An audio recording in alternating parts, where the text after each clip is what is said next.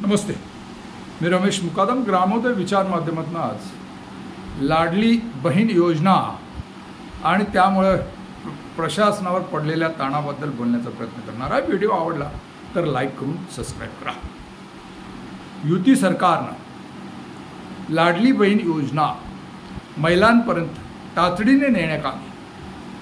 गेले 2 महिन्यापासून चाललेला प्रयास आणि त्यामुळे प्रशासकीय कर्मचाऱ्यांना ताण सहन करावा लागत आहे.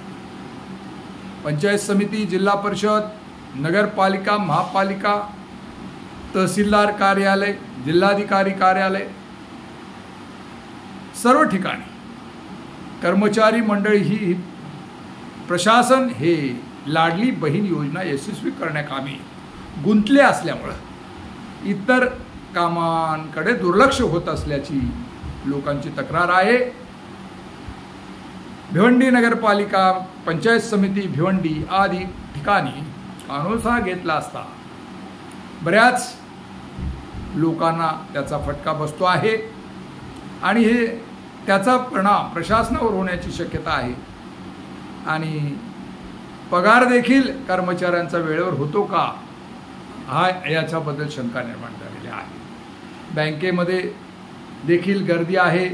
लाडली बहीण योजनेअंतर्गत भरलेले फॉर्म, बँकांमध्ये आधार लिंक आहे का, बँकेशी त्यांचा मोबाईल कनेक्ट आहे का, याबद्दल वारंवार लोक बँकांकडे जातात, तहसीलदारकडे जातात, पंचायत समित्या आणि नगर परिषद, नगरपालिका आणि त्यामुळे सर्व कर्मचारी देखील हैराण झालेले आहेत.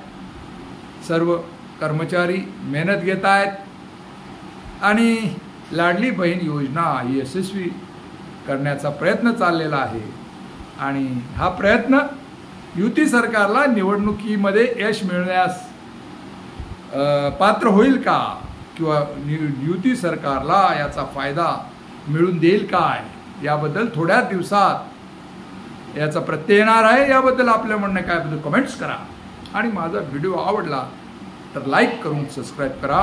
जय हिंद, जय महाराष्ट्र, जय भारत.